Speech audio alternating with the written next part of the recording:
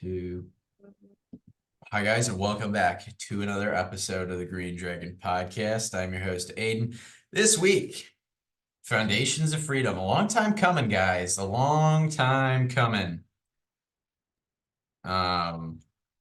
It's been a minute since we've recorded one of these. What was the last one we even did? I don't know. Was it the bourbon one? Was bourbon the last Foundations of Freedom episode we did? I feel like there was one. Oh, we did. Did we do Davy Crockett, or did we just talk about that? We did do Davy Crockett. Yeah, Yes, so that we would have didn't get been. around to who did we not get around to? We didn't Wait, get no, we didn't do Davy Crockett.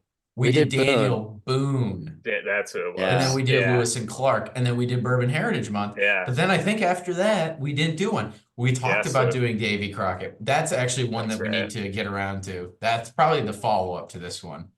But I'd say it's been since the summer then, since we last did a At foundation. least 3 months. Because I Yeah, think it's been a Bourbon while. Heritage Month was our last one. Pretty disappointing. I do love these episodes. They do take quite a bit more work than are just in the news episodes. But I think they're worth it. I mean, this one in particular was one that we kind of had in the pipeline, at least of ideas for a while. I think we brainstormed a bunch of ideas, and so we're finally getting around to it. This one is a long time coming. We will be discussing Wyatt Earp, the frontier lawman and legend. If you're familiar with the great Western film from the 90s, Tombstone, then maybe you already know a little bit of the story and legend behind Wyatt Earp. But some people might not even realize, even if they have watched Tombstone, that that's like a real thing. I mean, I think that's totally possible.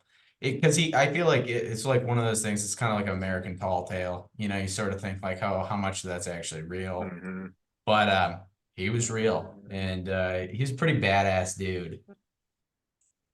It was funny as someone who grew up watching the movies to realize that, he's portrayed as a lawman in our imagination, taken from those movies, but that only encompassed about 5 years of his life as a marshal or deputy marshal. He wasn't even like the head sheriff. No. So that was interesting to hear it again. To your point, kind of along the lines of Daniel Boone too. Like a lot of people have this kind of perception of him that's partially true, but at the same time, there was a lot more to the story. Oh yeah, no, I think until you really dig deep, there was a lot obviously I didn't know here. I pretty much just knew Tombstone. And the other day Hulu put it back on, and I was super excited. I texted Jake and I was like, hey Jake, you gotta watch Tombstone in preparation for the pod. They put it back on Hulu. But so I rewatched it, and it again, amazing movie. It made me want to go out to Nevada and ride around on a horse and shoot people. That's bad to say, shoot some bad guys with some revolvers on a horse. I mean, it just line up yeah. in the street for a line up in the street, start picking, and it's all fair. Picking fights in the local saloon, start beating people over the head with a pool stick. Which is why I'm wearing a flannel and a cowboy hat right now, because I was I basically haven't taken it off since I watched the movie last night. I've just been living. I should have showed up to work. Honestly, I should have showed up to work today in the flannel and the cowboy hat. They would have been like, well, "What are you doing?" Have the boots to go with it. And the boots, Spurs, the Spurs on the back. And then the best part is not even hop out of a truck, but just hop out of a little Mazda 3.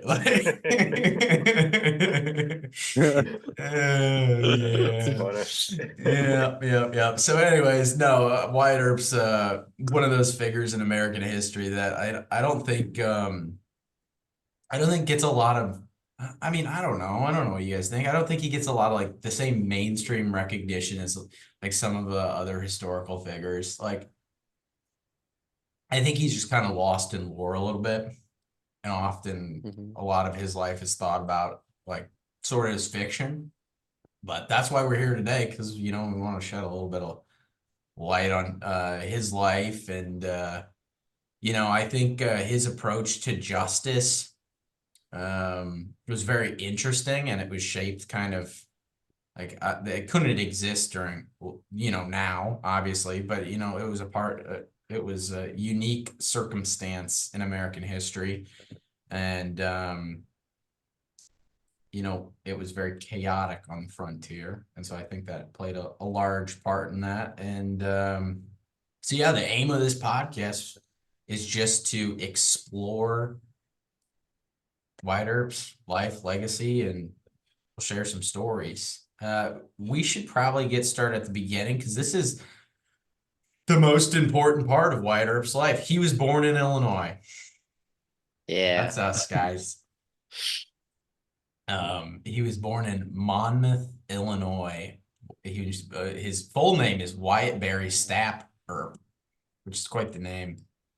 And he was the fourth of 8 children born to Nicholas and Virginia Earp. Born in 1848. So he was born right in the middle of a pretty turbulent period in American history. So it's right after the Mexican-American War. So you're kind of in that aftermath. And then on top of that, he's that's right before the Civil War. So that's kind of like a big point in American history to just kind of be plopped into. And so he was, obviously born and raised. Well, he was born in Illinois, but his family kind of moved around. His dad did. It sounded like his dad was just kind of a little bit all over the place with the jobs he did. His father, was a farmer at one point, a wagon master. And so, being a wagon master kind of sort of led to a life on the road, so to speak. And definitely, I would say, shaped him in his life, from a young age. He grew up living on the kind of rugged frontier of the Western United States. And so obviously I would say the 2 most important siblings out of those 8 to Wyatt were his brothers Virgil and Morgan. Now, if you guys have seen Tombstone, you recognize those names. Trying to remember, Jake, do you remember who plays Virgil and Morgan in the Tombstone film? Let's see, I was just looking that up right now because I know it's they're very memorable names, but yeah, I want to say I think Sam Elliott plays Virgil. yep, that is correct. And then doesn't who Bill Paxton oh, plays Bill Morgan. Paxton plays Morgan. Yeah. Okay. Yeah, I mean played him well too. Yeah, no, very good job, both of those guys. Really all around that whole cast. The cast is stellar. you have Perfect for that movie. Kurt Russell is Wyatt Earp. I mean, man, you can't pick a better. You can't really pick a better guy for that. You can't really pick a better guy for that. And then you got obviously Val Kilmer, who's in it as well as Doc Holliday. Yeah, good sidekick role for sure. Oh, absolutely. But yeah, so those 2 names are important, especially as we get later on in the story of Wyatt Earp. But we mentioned Earp growing up in the Civil War era. So born in 1848, in 1861 at the age of 13. Wyatt's older brothers Virgil and James joined the Union Army to fight in the Civil War, and actually, Wyatt tried to attempt to enlist, but was turned away, obviously due to his age. On a few occasions, I remember. And a few occasions, yeah, exactly. No, he was very persistent, but. I think this sort of period probably led to or influenced him in certain ways in his commitment to law and order later. I don't know what you guys think about that, but it seems like this time period in Wyatt's life really shaped him to the man he was to be.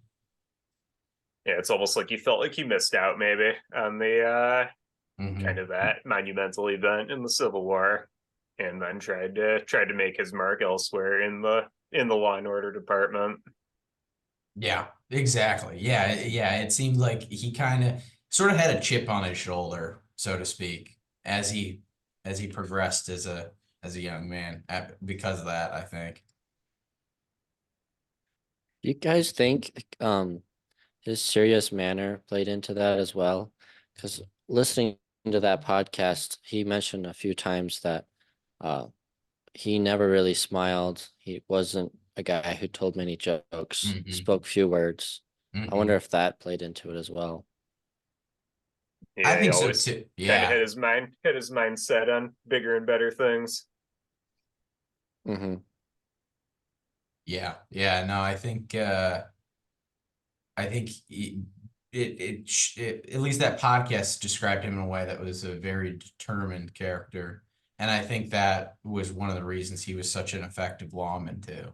Like very determined, focused, sort of a rigid, rugged person. And that's what you kind of need in a Western lawman, I think, at least after, reading up on some of the things that happened out in the Exactly. West, right? Yeah, Like, it wasn't for softies that time period in no, that area. not at all. No, no. Um, yeah. After the Civil War, the Earp family and Wyatt, they kind of went west, and that was because partially due to his father's occupation. Um, but it was also Wyatt drifted through the West, and he kind of followed in his father's footsteps a little bit at the beginning, engaging in a variety of occupations. He worked as a buffalo hunter, a stagecoach driver, and also a gambler in the western frontier towns. Um, and I think a lot of these experiences he had as he started to move west provided him with some of the valuable skills and knowledge of the Western frontier that I think later proved to be useful in his law enforcement career. But I thought it was kind of interesting that he was this, kind of after the Civil War, he drifted west. It was kind of so like a drifter, so to speak, just kind of rolling through towns and picking up jobs where he could and learning off the land a little bit, kind of understanding what it took to survive and live out on the Western frontier. Mm-hmm. That's exactly right. I was going to say that survival skills that Right. comes up now and again. All the close calls that we'll go over later on Hmm. in this show, you can trace back to probably his early days of picking those up with all those different occupations. Yeah, I definitely think so. Um, in Wyatt was married. He married his first wife, Urilla Sutherland, in 1870, but she shortly thereafter died. And I think this was the reason I brought this up is this was also important, I think, in Wyatt's development, kind of as the character that we'll talk about a little bit, but like as a person, a little bit of I think because of this, um, he struggled with coming to terms with the loss, and this I don't know if I would say hardened him a little bit more, but it definitely pushed him to leave the past behind and sort of go forward and create this future. And the way I saw it is kind of because of this event, it kind of solidified him as this sort of rough, rugged character even more than he already was. And I think this made him the lawman. I think this was kind of like the tipping point of him being just this drifter surviving in the West to the lawman. It kind of, I think it broke him to a certain extent, and he had to I think he found himself in another way, so to speak. It's like that's when things got real for him. Right, exactly. Yeah, I think that's like, it was kind of like a rock bottom sort of moment where he's like, Kind of okay, a what am I, wake up call. yeah, what am I gonna do here? What am I gonna do here? Um, yeah, so I mean, this is kind of the transition then into his lawman days, so to speak, and his law enforcement beginnings. So he started his sort of entry into law enforcement in various frontier towns. But he began in Wichita, Kansas, and he worked as the deputy sheriff in 1874. He spent some time there. Then he moved to Dodge City, Kansas, where he became the assistant city marshal. And that's kind of the time that he gained his reputation as a pretty, competent lawman. And that's sort of where he gained his reputation. In Dodge City at that time, that was like It was the south side of place. Chicago currently. Yeah. If you were a lawman, that was where the ideally the best of the best would be. Exactly. Yeah, no, I mean, you kind of had to be good if you're other. Yeah, Dodge City was kind of wild. It was a pretty yeah. I mean, when you think of the Wild West and like the crazy stuff that would happen, you could pretty much expect that on like a higher degree in Dodge City, Kansas. Seriously.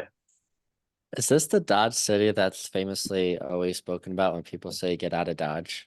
I Correct. assume. I Yeah. would assume, Yeah. yeah. I don't know if Yeah. they're talking about like criminals or the law getting out, but Yeah. Yeah, what is it? Can we every can we look that up? That is a good let's point, say Tom. I was like, what? Yeah, because I hear that all the time. Let get out of Dodge. Um, no, while you guys are looking that up, I'll give a little bit more background on Dodge City. Dodge City's where Wyatt worked alongside some pretty notable figures. And one of those was Bat Masterson, and they became very close friends and collaborated. They kind of worked together on maintaining law and order in Dodge City. So it was kind of like what's that movie with oh shoot, Rush Hour? It's like Jackie Chan and Chris Tucker. Yeah. Shanghai It's Noon Shanghai with Noon. Owen Yeah. Wilson. Oh, Owen Wilson, yeah. Jackie Yeah. Chan. I Yeah. love No, that movie. yeah. Exactly. Yeah. No, that's it. Yeah. And speaking of movies and shows, the expression "get out of Dodge" actually originated in the Gunsmoke series. I don't know if you Oh, guys have Gunsmoke. seen Oh, no that, way. but basically that's what they say to the criminals before it's like a warning. They say "get out of Dodge" or you'll be brought to justice. So, Oh, that's um, awesome. but yeah, that's another classic series. Grew up That watching was a that. that was a fifth. Wasn't that like that aired for like 20 years, didn't it? Yeah, what's crazy is they started out in the probably late 40s, and then they went all the way into the 60s. So like the beginning of the show was in black and white, the end of it was by that time was in color. So Wow. that's how long it spanned. That's crazy. But yeah, there's so many good shows like that. You had Yeah. The Rifleman. I don't know if you guys watched that one with Chuck Yep. Connors, former NBA player. Yeah. Oh, That yeah, was yeah. another great show. Yeah. And this is we'll get back on topic here, but before we do, I kind of want to touch on Westerns. It is a very interesting part of American history because one of the things with Westerns is like Wyatt Earp didn't die. Spoiler alert, he didn't die until like the 1929 or something like that. So Mm-hmm. he was right on the cusp of filmmaking, which Right. is really Right. interesting because when you think of the West, it's not that far off from filmmaking. So it kind of was this perfect, the same thing with Daniel Boone too. He lived his life and it ended sort of You know, instantly he was before he even died, he was being written about in books, right? And Davy Crockett, interesting thing about Davy Crockett when we talk about Davy Crockett on an upcoming podcast, Davy Crockett became, you know, kind of this Hollywood star before he even died, just based off his life. So the interesting thing about even Wyatt Earp is when Wyatt Earp died, some of the people that went on to make great Western films were there, you know, as his pallbearers. And they talk about that at the end of the Tombstone in the credits, but it's like it's kind of wild, like how close in proximity and how like impactful um these movies were at that when they were made, and why Westerns were such a big part of culture for so long. Because really, when you think about it, it wasn't that long ago, you know, and it kind of displayed this, you know, the wildness of America, and it kind of encapsulated that wild spirit. So it is pretty interesting when you watch a lot of these Western films. And like Tombstone's not that old, it was made in the 90s. But like some of these other ones, you go back and you start really looking into like the first ones made, and it's pretty interesting. It was really kind of the first sort of stories in cinema, in like American Yeah, cinema, you know. yeah. It kind of it's pretty neat. And all of them have their own unique storylines too, Right, which is right. amazing. You would think it would be like, you know, to get old after a while. There's only so many cowboy and sheriff types of movies, but Hmm. no, it's They're all pretty fun. they're all pretty good. So it was like the original. Like you have the '90s, you have the mafia movies. Hmm. This was like the precursor to that, I It think. was like the precursor to the mafia. I agree. That's accurate. It went from westerns to mafia movies. Yeah, I mean it's a great time in American history. It's a fun time to learn about too. So you know he became famous in Dodge City. I don't know. Do you guys have anything else to touch on about Dodge City in particular that really stood out to you guys? I guess I forgot that it was in Kansas. I always thought it was further Apparent. west. Yeah, I But know. I sometimes forget that Kansas like was the West. right. Yeah, You yeah, know, it's just exactly. like the central or like the sort of like the southwestern Yeah. Midwest. I've heard it get included in the Midwest too, which Yeah. Hey, yeah, listen, I'll take that's it. We that's need, yeah. yeah, I'll take it. At least it's better than, you know, applications are out for Midwestern states. Midwest Right. can grow. If Uh-huh. the East Coast and West Coast could shrink a little bit and the Midwest could grow, we'd be better off. For sure. Yeah. Agree 100%. Yeah. Yeah. But no, I think yeah, it is kind of funny when you think like, oh, it's probably like way out in like Arizona or Hmm. Nevada or Exactly. That's but where I no, it's always thought. Kansas. Yeah. The craziest city in the West was in Kansas. Hmm. But at the time, I mean, to be fair, what was in Kansas? Like Kansas just kind of like I was it's gonna say Kansas. even now we think of it as one of the more boring states. Yeah, it's like Oklahoma. Yeah. There's They got not a good much. basketball team. That's about Yeah, it. right. They know how to play basketball. That's all they know. And that maybe like lassoing cows. Yeah. Yeah, you probably see some good rodeos out there. Yeah, probably some decent rodeos in Kansas, I assume. So after Kansas, he left and he headed out. He headed out to find you know, I think one of the reasons he chose to go out to Tombstone, Arizona, um, you know, they were him and his brothers Virgil and Morgan were looking to come upon some wealth. This was kind of a common, like, I mean, this was a thing throughout his life. You know, it constantly seemed to be, you know, he was a little bit of a traveling man. I don't think, you know, even though he sort of reinvented himself as this lawman, he still continued to be kind of this rambling man, so to speak. Um, and so he headed out to Tombstone with his two brothers. Um, and set up there, trying to get into some business, trying to make some money.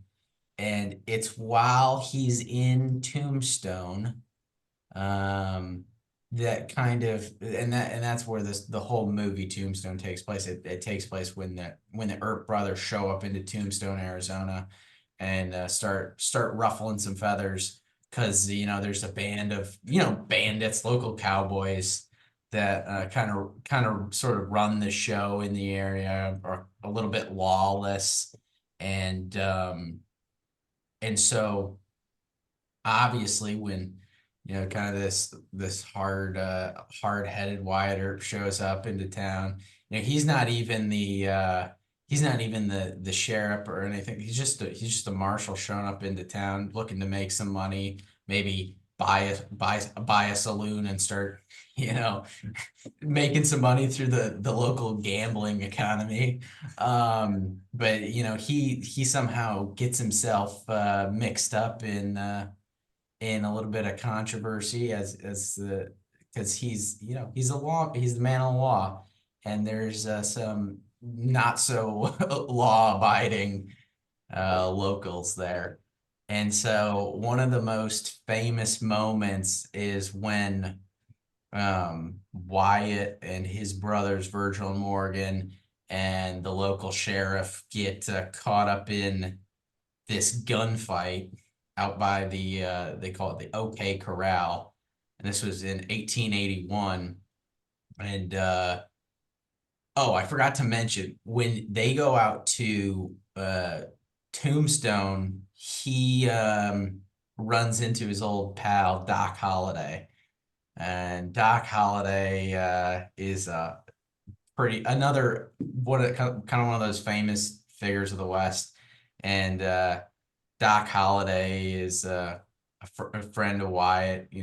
I think they met maybe out in Dodge City too at one point. Anyways, so the Doc Holliday, Virgil and Morgan and Wyatt, they ruffle some feathers with these outlaws, and these outlaws meet them out by the OK Corral, and there's this famous shootout.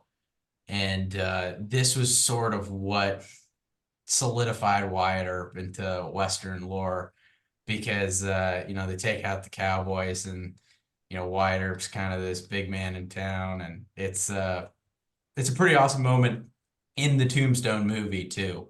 So do you guys I've got the clip just to kind of if you don't mind watching a clip here. No, You guys want I'd to love watch to. okay, cool. Absolutely. Never gets Yeah. old.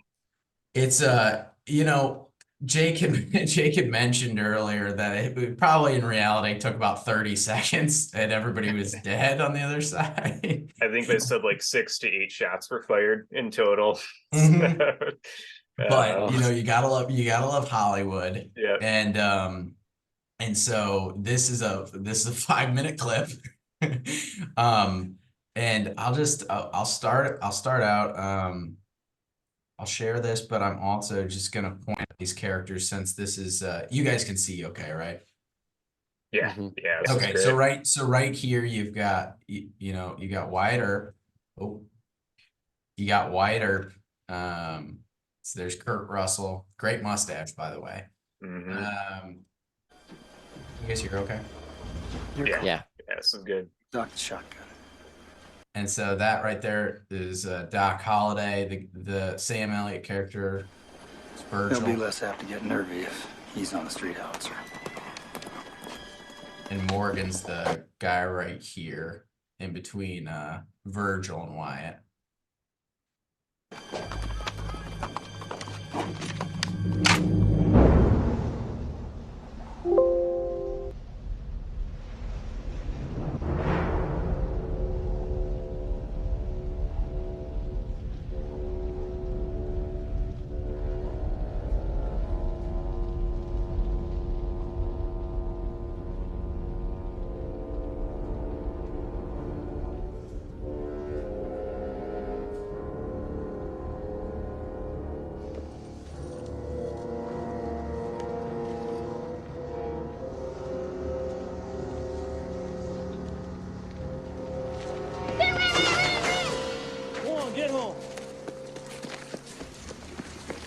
Goddamn kid.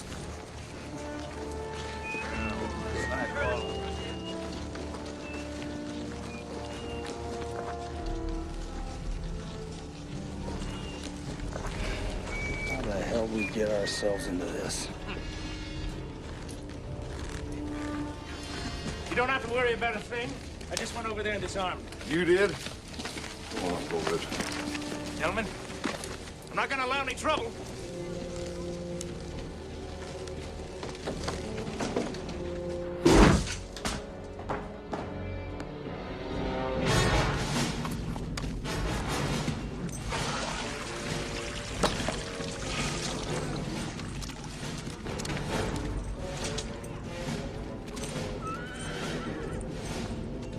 We're here to disarm you. Throw up your hands.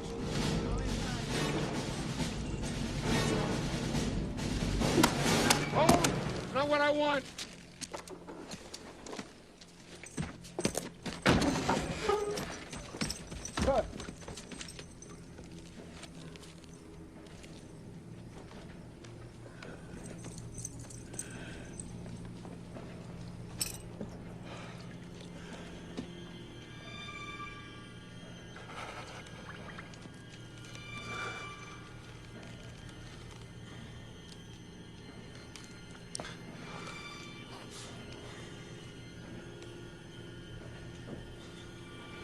Oh my God.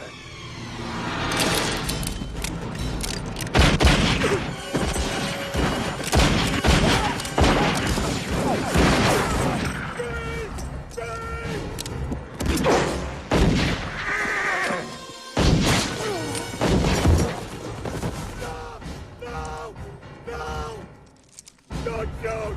I got no gun! Please! Don't shoot me! I got no gun! Fight commenced! Get the fight or get away! Hey, shut the door!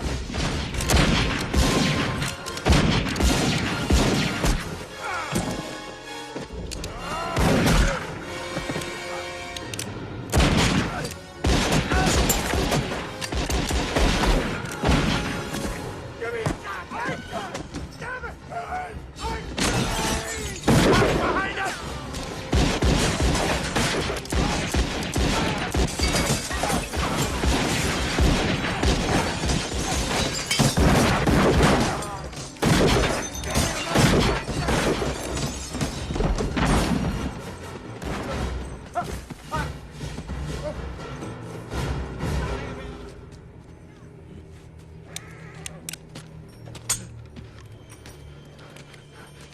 I got you now, you son of a bitch. You're Daisy if you do.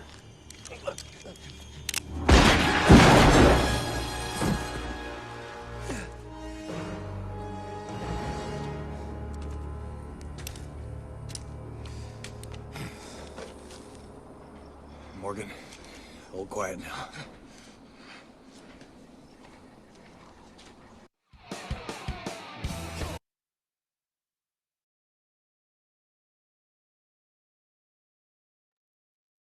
Good stuff. Good stuff. Good stuff. What did you guys think? That's pretty cool. It's a pretty great movie. It's a pretty great movie. Actually, while we were on the movie, or on that clip, I looked up a little bit more about Doc Holliday. So Doc Holliday actually is from Georgia, Griffin, Georgia. And he was a dentist and later a gambler, gunfighter, and lawman. What a guy. I love What how a career change. I love how gambler was a profession back then. Yeah. Like amazing. Yeah. I like how like when you search like Wyatt Earp, it's like, oh, professions. He was a lawman and a gambler. And you're like, okay, sick. How do I get It's that gig? How do I get that gig? It's making a comeback nowadays, the gambler part. It is. Yeah, no, it is. I mean, like, I guess it's the same if you were like World Series of Poker player. Like, Hmm. that's fair. I do know that Doc Holliday was a great gambler. He was an excellent gambler. But yeah, I thought that was kind of funny. But no, it's a great show. That probably a little bit over dramatized there on the actual real events of the shootout at OK Corral, but excellent excellent cinematography. Definitely. Yeah, I mean that's kind of what solidified Wyatt and his crew sort of into folklore. And it's after that shootout with those outlaws. So those are actually, look like kind of outlaws, cowboys of that area. What ends up happening is because of that gunfight, then those outlaws kind of get upset and they sort of um, wage war, so to speak, on the Earp brothers and the town of Tombstone and the lawmen of Tombstone. And so what happens from there is essentially, what obviously the Cowboys clear out or the Outlaws clear out, and then one night they return to seek revenge and they end up killing Wyatt's brother Morgan. They end up shooting Wyatt's brother Morgan. And this kind of takes us into this another famous moment from the movie Tombstone, kind of the last sort of sequence in the film where Earp goes on his vendetta ride to seek revenge for his brother. It's an awesome scene. That's where like all the good fight scenes are in the movie. I would play that, but it's like the last like 25 minutes of movie, so you just got to watch it for yourselves. That's the part. That's the part when you're a kid, when you don't care about the story, you just skip to the fight scenes. That's the part you'd watch. Exactly. No, that's exactly right. Yep. No, it's pretty great. Did you guys have anything to add on the Tombstone before we get into his vendetta ride? Because sure I'll spend quite a bit of time on the vendetta ride. Did I miss anything on Tombstone? Kind of the setting the picture for Tombstone? Well, I remember listening in the podcast how he was supposed to get that deputy job after he was the stagecoach shotgun. Because they said that Wyatt was never like a stagecoach never got robbed or what do they call that when the stagecoach gets it's like held up or Held up, yeah. held up? Okay. Yeah, so Wyatt apparently never got his held up when he was riding shotgun. And I thought it was really cool. That's where the passenger name for shotgun comes from. Like in Oh cars. yeah, that's right. Yeah, no, I didn't realize that either, but until we listened to isn't it interesting how many of these things? So we've got get out of Dodge and we've got, riding shotgun. Riding shotgun, yeah. I just thought that was a cool segue into his career more as well, he's supposed to be the under deputy, Right. but then the sheriff kind of, it sounded like made up a story about him, like, and a problem with his getting his horse back. And it sounded like he was just trying to get White, trying to get White out of that place or the position of under sheriff. So I think that kind of rubbed Wyatt the wrong way because I think he was really looking forward to that job. And then it sounded like Wyatt was still doing a good job, like trying to keep the peace in the town, not as a police officer or a sheriff. Right. Yeah. So I thought that was interesting how it kind of got messed up by the sheriff's office. Yeah, I think it was, just like it is now. I think, even in these small kind of lawless towns where you've got a local, there's still a little bit of politics going on. And I think one of the things I did notice is that him being white, Wyatt didn't seem that interested in all the politics. He just wanted it straight.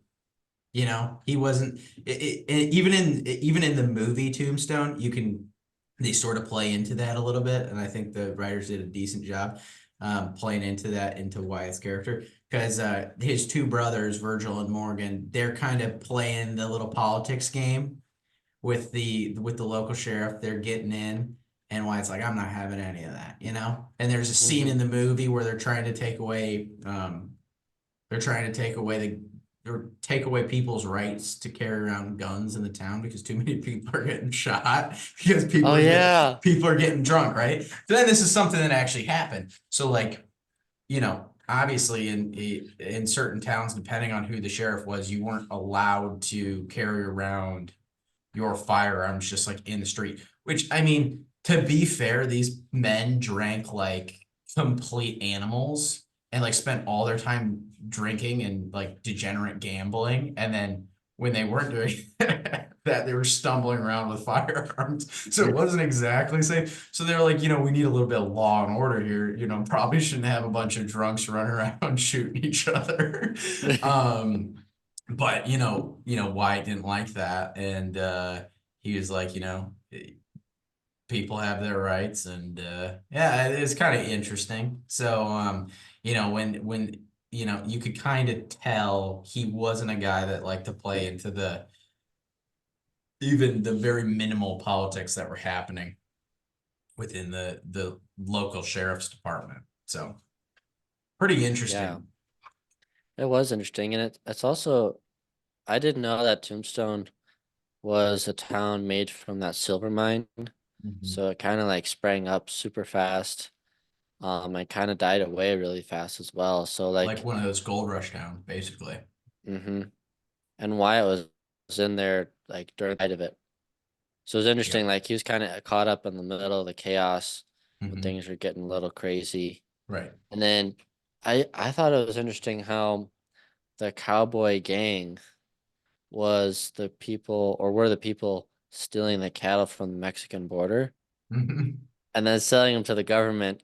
And then no one liked the cowboys. Yeah. And then they didn't really get along, and then, the shootout happens. But I was like, that's kind of like wild that they would go across the border, Steal almost start a cattle. war. Yeah. Because Well, and like, didn't the soldiers, like, they sent like 200 soldiers to stop the cowboys or something like that? Yeah. Yeah. No, the Cowboys were wild, man. Like that, we kind of think of like Cowboys. I think when most people think of Cowboys, they think of people like Wyatt Earp, so to speak. Like that's kind of like what they have in their head. Like when it comes to Cowboys, they're like, oh, they're kind of the sort of the peacekeepers, whatever. But really, the Cowboys were like straight up out like insane criminals. Like would be the same as like a bunch of people like carjacking a bunch of vehicles like across the southern border and driving them up here, or like running guns. Like it's the same as like motorcycle gangs, like that's basically what they were. Like they were basically just motorcycle gangs, like running like, yeah, they're just doing crazy stuff. And it's kind of wild. Yeah, I didn't know it was that involved. I was like, I just thought, I guess, like coming into the story that Wyatt Earp just, had a couple of shootouts, but Yeah. finding out more that it was kind of a big deal down there. Like Mm-hmm. the government was getting involved. Like they were scared that a war might start because the Cowboys rounded up like 200 guys to go fight the Mexican army. Well, yeah, I mean, you got to remember this is fresh out of the the Mexican American War. I mean, like this is Yeah. like fresh out of that. So, I mean, at this point in time, when you're thinking about OK Corral, that's 1881. Mexican American War, if I'm not correct, ended, was that 30 years before? That sounds right. Was it not even. It ended in, okay, I guess it ended in 1848. So it ended in 1848, and this is 18, so OK Corral was 1881. So yeah, about 30 years. I mean, that's not that long a duration of time. And you've got, I'm sure, the Mexican American War ended in 48, but I'm sure there was still a bunch of conflict going on around the border with, I'm sure there were still skirmishes going on for years. So, I mean, I'm sure there was a lot of, built up aggression and tension, and, I'm sure the Cowboys weren't helping it. No. They were like, They just come like to on, stir the guys." pot. Yeah, they had just stirred the pot. They're like, we're gonna go steal some cattle from Mexico, head up across the border. Oh yeah, but no, it really kind of interesting time period because you had so much going on. Like 1881 you know, also Civil War, like isn't that far off either. Right. A lot happened in just that short span of like 30, 40 years. Yeah. So yeah, pretty interesting time period to be living like smack dab in the middle of it. Like be born into it basically, and then just, you know, keep going. Um, yeah. Yeah, so his Vendetta ride. I don't know if you guys want to talk about this a little bit, but Yeah.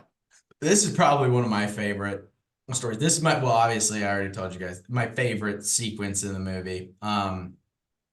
But in the Wyatt Earp story, I think it's one of the coolest. So his his uh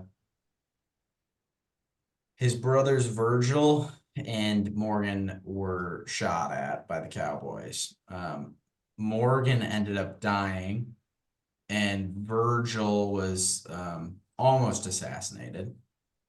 So Virgil ended up living, but Morgan died. And so this was kind of in the aftermath of like I said, the OK Corral shootout. The Cowboys came back and tried to seek revenge. Um, so after this,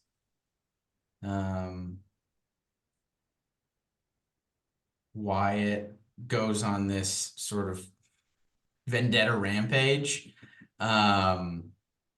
So Morgan's murdered, and obviously, Wyatt being the lawman he is, and the fact that it's his brother, needs to instantly go out and seek revenge. So he leads this vendetta posse, so to speak. And it consisted of him, Doc Holliday, Sherman McCaster, Turkey Creek Jack Johnson, Texas Jack Vermillion, and some other guys. And their goal essentially was to track down and eliminate everybody that they believed was involved in the attacks on the Earp family.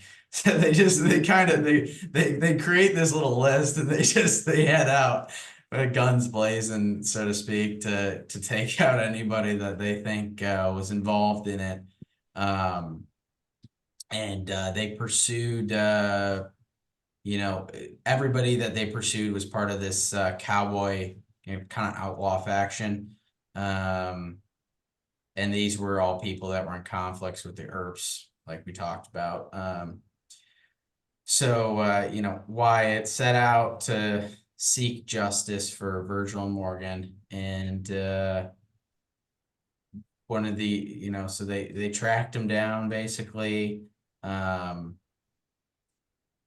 They rode all over the place, and they ended up taking out everybody that they they thought to be involved with this cowboy faction. In the movie, it's like everybody, the cowboys all wear this little red neck like handkerchief thing. So I mean it was kind of to me, I thought it was interesting because again, you see Wyatt's sort of attitude kind of shift. I mean, he wasn't really the type to go out on like a vengeance ride to go kill a bunch of people before this, but this kind of set him off.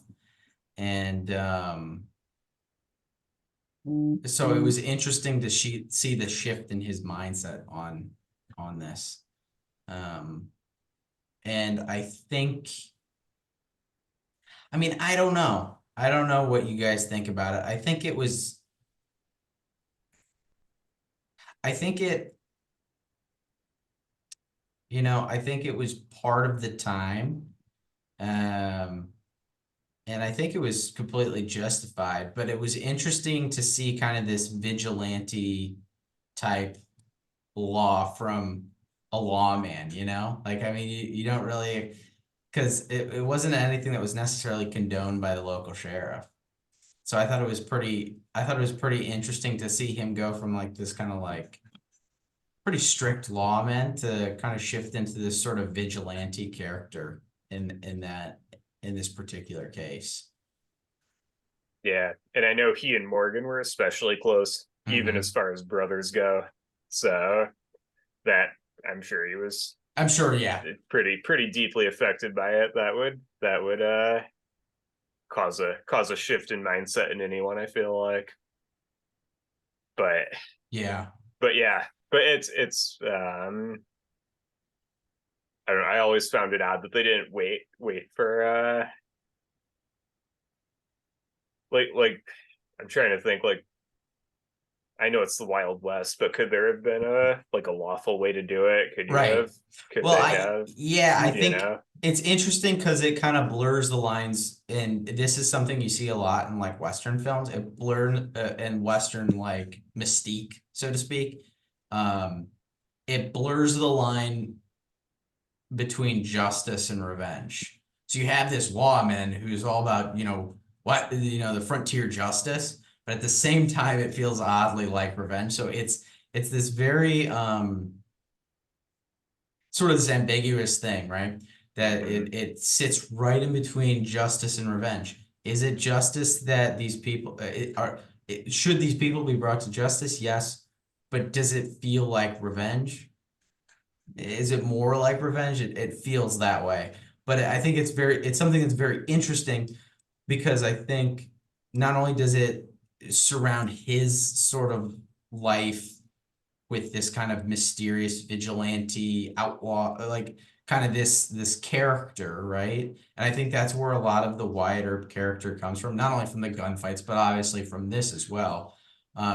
This character surrounding Wyatt Earp. But I think it shapes in a way the feelings of and kind of cements this idea in the history of the Old West or the Western frontier of like this odd balance between justice and revenge, because there's a lot of that like in the history of the Western frontier. It seems that way anyways. It seems like whether you're reading a Western or reading like a Western like novel or something, or watching a movie or whatever it is, it seems like that balance of justice and revenge, those lines are kind of blurred most of the time. Yeah, it's like it's a different set of rules. Like there, if people Exactly. settle their own scores, Right. you don't let somebody else take care of it. You're responsible for And your own grievances. right. And I think I attribute the term Wild West to that. I think that's kind of like the perfect if you were going to describe the Wild West, I think that encapsulates the Wild West perfectly. It's this like weird blurred line of justice and revenge.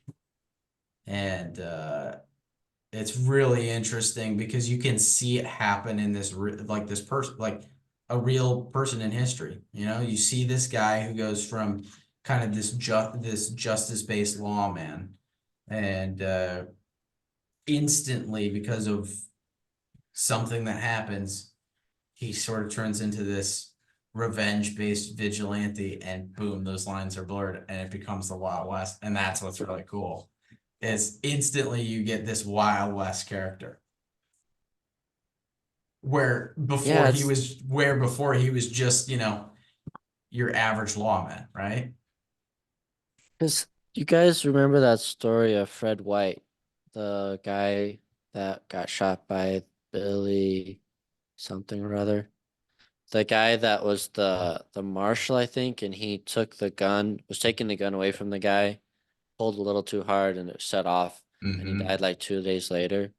And Wyatt knew that in Tombstone, everyone would be so upset because they like the guy that got shot that they would lynch the other guy. Right, And he ended up taking him down to Tucson for justice. right. So it was interesting because he almost like didn't want people that were in the okay to be unjustly punished. Hmm. But it seems like with the Cowboys, at least what I got from the podcast was they were kind of a rowdy bunch that would never really listen to law. Hmm. So the only thing they really saw as like a stopping force was violence. So it's almost like Wyatt just, I don't know, almost played on their terms. I don't know. But like, yeah, he seemed like he was pretty to the books on some things, but it seems like if someone else stepped over the line too far, he wasn't afraid to go over the line again. Right. I think part of that too is like I think he really did believe in like swift and decisive action. And that's something that I kind of noticed too with his character is like he never really just sat around and thought about like he just did things. So when he believed there needed to be action for something, it was swift and decisive.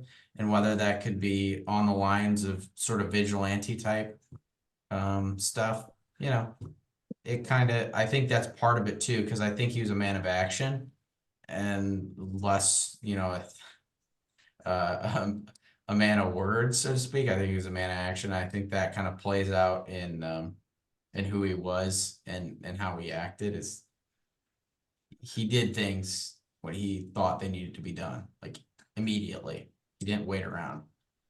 And so I think that sort of plays into it a little bit too. Yeah, like I thought it was cool how that quote that the podcaster really liked. I just found it here. That he thought described Wyatt Earp well. Um, I thought it was really good too. He says, quote, "Fast is fine, but accuracy is everything. Mm. In a gunfight, you need to take your time in a hurry." Hmm. Unquote. Yeah, I think that's perfect. Yeah. Swift, decisive response. Mm-hmm. I think that pretty much sums up, you know, his strategy. Yeah. That's I like that quote. That's a good quote. And I think that's what got him his reputation, you know, as like this guy, swift, decisive action. You know, he wasn't just out there, you know, letting loose on everybody, but when he thought things needed to be done, he did it quick and he did it right. You know. Mm-hmm. And I think that's why he was a good lawman, because you know that's a good recipe for deterring criminals. Yeah, and they said that he would never shoot unless needed to happen. Like he always Mhm. preferred to just club the guy and Right. like take him down that way. He didn't want to shoot him unless he needed to. Yeah. That was interesting, you know, because sometimes you think that maybe Wild Western guys like this would be to shoot first and ask questions later, but it seemed like he only wanted to shoot when it was like a necessity for it. Yeah. Yeah. He took action when needed. Mhm. Like took lethal action when needed. Yeah, Yeah.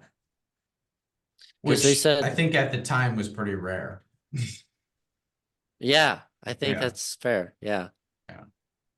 I think a lot of people thought that everything could be figured out with a pistol. Hmm. Yeah. But it sounded like he was always a tough guy. Like they said, if you were going to shoot Wyatt, you had to make sure you shot him. Otherwise, you'd not get another chance. Yeah, that's funny. Yeah, I could see that though. I could really see that. Um, he seems like the type of guy that you probably wouldn't want to mess with. No, like I don't think he ever really lost a fight, from my understanding. No, he didn't. I mean, you know, after the whole Vendetta ride too, I mean, he just kind of sailed off into the sunset while some of these other guys, you know, kind of died off. I mean, he moved out to Los Angeles and I mean, he died what would he have been? I mean, he died in 1929. He's born, what did I say, 48? Yeah, I mean, for those times, it's a long time. it's a that's a pretty good life. It's a pretty good life, you know? I mean, it's not bad. 80 years old wasn't bad for that time. It's a lot to live. That's a lot to live and make it through, you know? Yeah, I mean, however many times he moved with his parents, Mhm. and then once he finally got out of that and it went on his own, it sounded like he moved around a lot. And it sounded like he was kind of always in a rough situation. Like Apparently he was bouncers for things and got into all sorts of other trades and Yeah, I don't think, I think there's the very end of Tombstone. I think it's interesting. It's an interesting quote. And I wrote it down for this podcast because I was like, one of the things you see, he's kind of a rambling man, so to speak.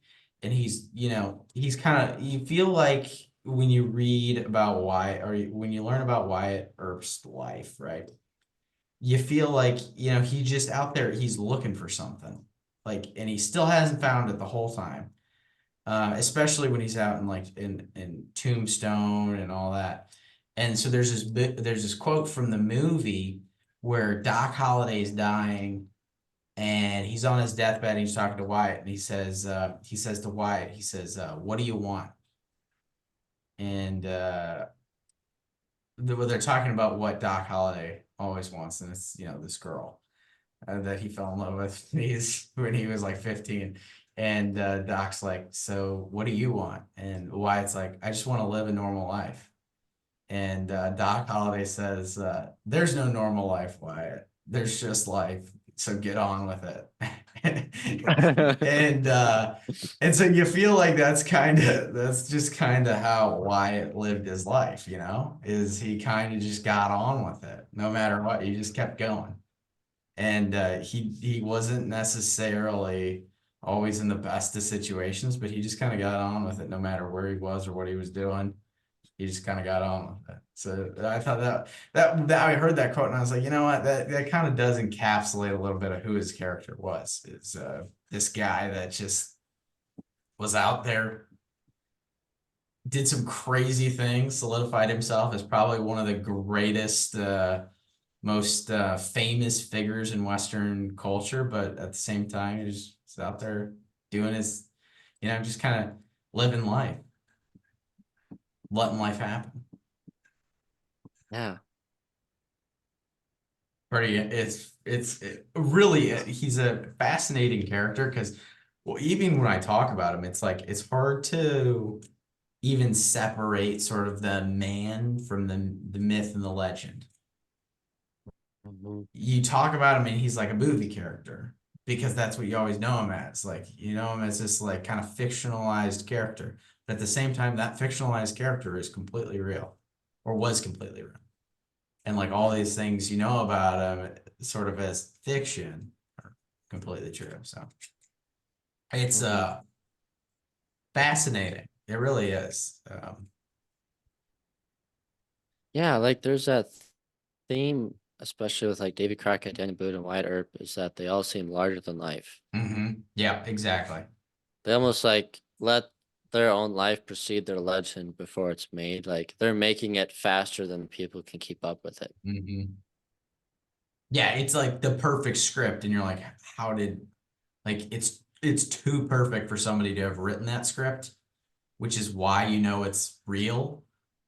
But at the same time, Yeah. it doesn't feel real, right? Yeah, that's a good way to So, put it. yeah, it's really interesting. But yeah, I don't know. Do you guys have anything else? I mean, like, so obviously after, covered it after Tombstone, he kind of goes on to live his life. He moves out completely out west to Los Angeles and he settled down there and lived there until his death. He died on January 13th, 1929. He saw a lot of eras in the US. Could you imagine think about that. You born Mexican American War, you lived through the Civil War, you lived through the Great Western Expansion, and then you kind of lived to like basically through the First World War and then almost into the Second. Like that is a wild like that would have been a wild span of time to live because like think about all that happened in between the Industrial Revolution, the invention of the vehicle, you've got the invention of the airplane. I mean, like all these things. They were driving, I mean, think about it. He started out, he lived in his prime riding around in a horse and a buggy, like riding around the Western frontier. And then all of a sudden, by the end of his life, people are driving around little vehicles. That's crazy. Yeah, it just adds to the legend, I feel Yeah, like. I know. Like all It the doesn't even seem different eras real. they lived It through. doesn't Yeah. seem real. Yeah. It's And to think crazy. it wasn't even 100 years ago I that know he died. that Yeah. too. You're like he died less than 100 years ago, which is insane to think about. That is insane. Yeah, it doesn't like time doesn't make sense sometimes, and this is one of those things that like the time span there does not make any sense to me. Yeah. Like I can't comprehend the fact that literally he lived like a person ago, and Yeah. and then he was connected to the Civil War. So like we're only one person away from the Civil War, basically. Right? Does that make Yeah. sense? Is that totally Yeah. off? No, That makes sense? Okay. that's right on. I thought it was maybe like my monster talking. I'm tired and I'm just like no, buzzed off caffeine, but it's a good way to think about it for that's sure. crazy to think about though. History is only really one person. I mean, like Yeah. one person away from you, really. And even he probably thought he'd seen it all by the Right. time 1910 rolls around. He's 60 years old, and Mhm. then World War I happens, and Right. Yeah. it's just a whole new set of circumstances. Yeah, that's crazy. What's even crazier to think is like, so try to think of the oldest person I know. My great grandma's 98 this year. That's So old. she was born in 25. Maybe 24. Maybe she's 99 this year. I don't know. But that means she was alive when Wyatt Earp died. Wow. So that's crazy to think about too.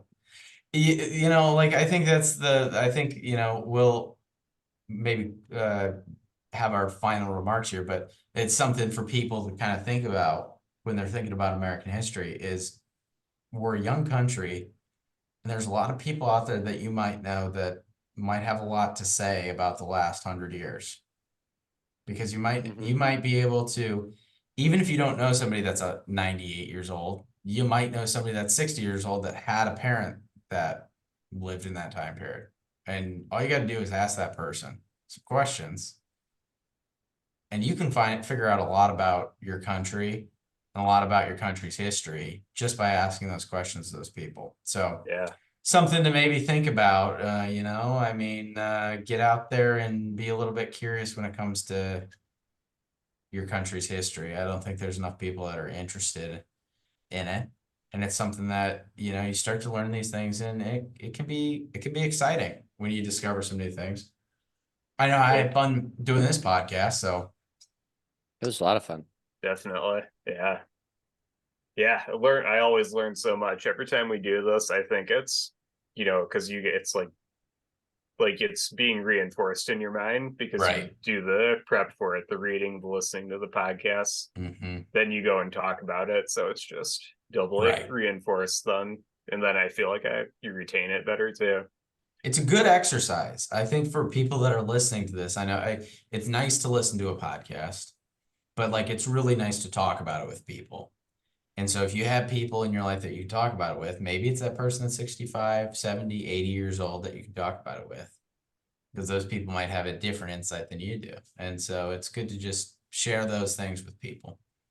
A lot of times too, it's like the person you least expect, or Right. the one you take for granted, like kind of like the uncle that maybe you never really talk to that much, and then strike up a conversation all of a sudden. Share this podcast with that uncle. Yeah, share this podcast with that uncle. Exactly. Please do. Spark a conversation. We're coming up to the holidays, folks, Start sharing this podcast with some family and friends. You can share, if you want to get people a little bit riled up before the holidays, get them riled up, you could share a foolproof podcast. If you got that little liberal Aunt Kathy, and you want to get her upset because we said a couple jokes that weren't up her alley, then you can go ahead and send her the Foolproof podcast. I'm sure Aunt Kathy will love that. So check it out. We're going to close out on Wyatt Earp, and that'll take us into our final thoughts here. You guys got anything else on Wyatt Earp before we close this out?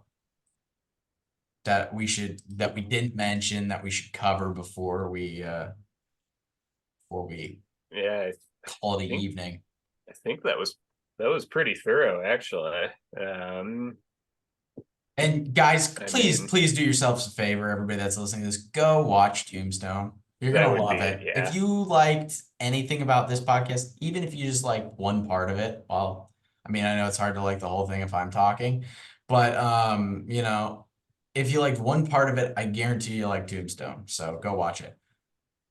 I Yeah, did have that a would be- Yes. What's Sorry, I that? didn't mean to interrupt, Jake. No. No, Why- I was just gonna restate. Yeah. The Okay. same as what Aiden said. Highly recommend Tombstone. I still need to see it. I was just curious if you guys knew if he ever had any kids. I didn't get that far on the podcast. Did he? Oh my gosh. You know what? I think he did. Child. A few Yeah. wives, but He had a no few child. wives. I don't know if he had a child. Yeah, I don't think I I think don't he did. recall. I don't Yeah. recall hearing anything. If I know he had, was it 2 or 3 wives, Jake? I think I think for it sure was 2. It was 2 for sure, and then He a might have couple had- that like were Yeah, wives in name, right, but like it was to help him get out of certain situations. right, exactly. Yeah. But no kids, as far as I know. Okay. I I was just mean, curious. It'd be If cool. he did have like grandkids, then I was thinking we should get them on the podcast. Hit him up. Yeah. Some of Yeah, the Earps, Yeah. maybe a grand nephew or something. grandnephew or something. Yeah, maybe Ish. Virgil's got a kid out there somewhere. Yeah. If you're listening, Yeah, if Please you're reach out listening to to this us. and you are in any way related to Wyatt Earp, hit us up. yeah. We're gonna get like a message from somebody that's definitely not related to Wyatt Earp. I It's gonna be know. hilarious. Be a Somebody second- from, like, second Japan. cousins. Yeah. No, it's gonna be somebody from Japan reaching, like Yamamoto Yeah. Kashiko is gonna reach out to us, and they're gonna be like, Wyatt Earp's cousin. And you're like, adopted. Yeah, adopted cousin. Sure, I'm adopted. I'm an adopted cousin too. Okay. Well, guys, you know, I think this was a great podcast. You know, I think Wyatt Earp's, and just kind of closing here, I think Wyatt Earp's legacy endures, even though, you know, there might be some controversy and criticism around the way he handled things.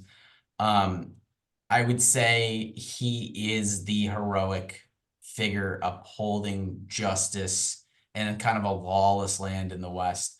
And he kind of set that precedent and into kind of the myths that we have today. And I think, you know, from what you guys have heard today, obviously Wyatt Earp's life was marked with adventure, plenty of adventure, tragedy, but really a commitment to enforcing the law in the tumultuous landscapes of the Western American frontier. And his legacy will always endure in Western folklore. His name will forever be linked to the tales of the Old West. So thanks for joining us tonight and listening to our conversation on him and his life. It was really great.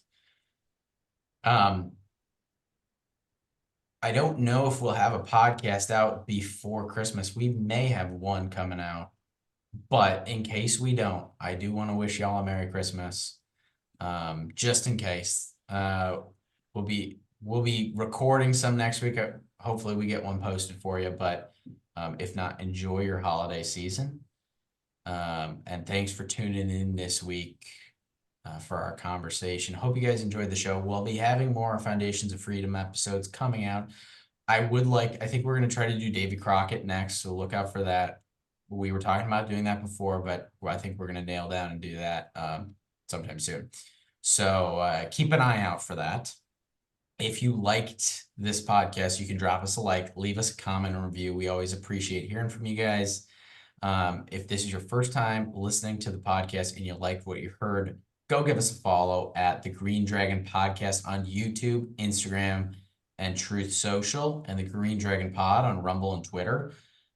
We may be doing, I should say X. Sorry, Rumble and X. Rumble and X, folks. I'm gonna, you know, try to remember that in the future. Rumble and X. I need to get with the times here. Green Dragon Pod, Rumble and X. Keep an eye out on X. Because we may be doing live podcasts there in the future. So just keep your eye out. We got to figure it out, but we may be doing live podcasts. So if you see a post, you know, we might be live there and you might be able to interact with us live, which would be kind of cool. Now, if you just like listening, yeah, you can listen to our show every week, new episodes every Friday on Spotify and Apple Podcasts. Go check it out. Green Dragon Podcast. Also, you know, back to Aunt Sally or Aunt Betty, Aunt Kathy. Hey, Kathy. Aunt Kathy wants to hear from you. Aunt Kathy has been having a rough year, because she knows what's coming. Trump's gonna get elected, folks. So Aunt Kathy's down in the dumps right now. Okay. Aunt Kathy's down in the dumps. So does she need a good laugh or do you need a good laugh? I think the answer is maybe both, but you might need that laugh more. And so you can have a laugh on her expense. You like good laughs and whiskey. Check out the Foolproof podcast on Apple and Spotify podcasts. And you can see what fuels our Foolproof episodes on the Foolproof Drinks on Instagram.